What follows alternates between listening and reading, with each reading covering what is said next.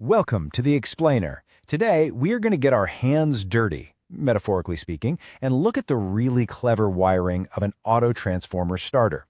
Now, this is a device that's designed to solve a huge and honestly a potentially catastrophic electrical problem that happens every single time a giant motor roars to life. So yeah, let's start right there, with the core problem that this entire system is built to solve. When you go to flip the switch on some massive industrial motor, you're not just turning it on. No, you are unleashing an absolutely incredible surge of power. Right at that moment of startup, a big induction motor can draw 5, maybe even 6 times its normal running current. Think about that. This massive inrush is kind of like trying to drink from a fire hose. It's just way too much, way too fast, and it can be absolutely catastrophic for the motor's delicate internal windings. All right, so here's our roadmap for this explainer. First, we'll really nail down this high current challenge. Then, we'll introduce all the key components that solve it. After that, we'll walk through the wiring, step by step. And finally, we'll watch the whole sequence of events that brings the motor safely up to speed. Okay, let's dive right into this first section. We need to properly define the challenge we're up against because it's way more than just a brief little power spike. It is a fundamental threat to the health of the motor. And the source material here puts it very plainly. This initial power surge, it's not just inefficient, it's destructive. If you repeatedly subject the windings to that level of stress, you're going to degrade and eventually just destroy the motor. And let me tell you, that is a very expensive problem to have. So how in the world do we solve it? Well, we do it by assembling a team of specialized electrical components that have to work together in perfect harmony to tame that crazy initial current surge. So let's meet the players. The undisputed star of our show is the auto transformer. Now, what's so interesting about this thing is its efficiency. See, unlike a standard transformer that has 2 separate coils, the auto transformer uses a single winding with a bunch of different connection points, or taps. And because it's only transforming a part of the electrical load, it's usually smaller, lighter, and more efficient. This unique design is exactly what lets it tap off a reduced voltage from a single source. Next up, we have 3 contactors, which are basically just heavy-duty electrically controlled switches. You got to think of them like a coordinated team. The transformer contactor is what energizes the auto transformer. The star contactor configures its winding just for startup, and the main contactor's job is to bypass everything and deliver full power once the motor's up and running. And of course, you can't forget the supporting cast that's there for safety. We've got a 3-pole miniature circuit breaker, or MCB, and that acts as the main cutoff for the whole circuit. Then you have the overload relay. I like to think of this as the motor's personal bodyguard. It's constantly watching the current during normal operation, and it will trip if it ever senses a dangerous condition. Okay, so let's get to it. We're going to move to the first stage of our wiring and see how this all builds the power foundation for our system. And you'll see, this first part is going to look really familiar if you've ever seen a basic motor starter. Okay, so we start by building the direct power path.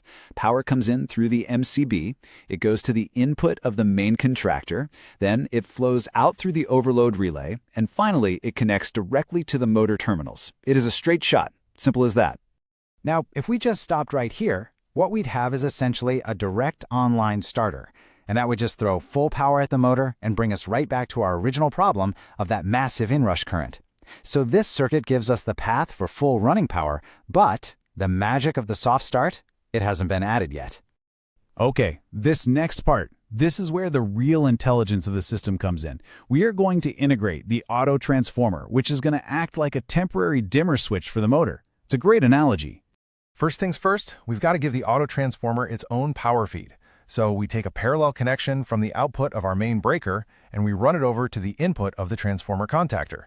The output of this contactor then feeds the primary terminals of the auto transformer. So you can see, this contactor is now the official gatekeeper for the entire starting circuit.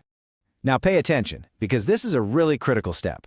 For the auto transformer to actually work as a voltage reducer, the ends of its winding need a common neutral point, and that is the job of the star contactor. By connecting the end terminals of the winding to its input and then shorting its outputs together, it temporarily creates that common star point. This is what allows the taps to provide a reduced, balanced voltage to the motor.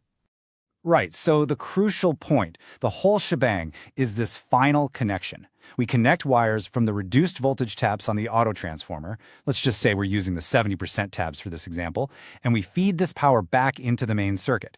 But look closely at where it connects, to the output side of the main contactor, right where the power goes to the overload relay and the motor. That is how the reduced voltage gets injected into the motor's power line. Super clever. So with everything wired up just right, pressing the start button kicks off this perfectly timed sequence of events. It's like a little electrical ballet that unfolds over just a few seconds. What is just so cool about this is the precision of the handoff. The second you press start, bam, the star and transformer contactors pull in at the same time. This creates that start point and sends reduced voltage to the motor. Then, after a set time, once the motor is spinning pretty close to its running speed, they both drop out, and then a fraction of a second later, the main contactor pulls in, completely bypassing the autotransformer and delivering full, direct power for normal operation. It's beautiful. This whole elegant process, this is what's known as a reduced voltage start. And it's a foundational technique in industrial electrical control designed specifically to protect these huge, expensive motors and the electrical grids that power them. In this chart just perfectly illustrates the goal.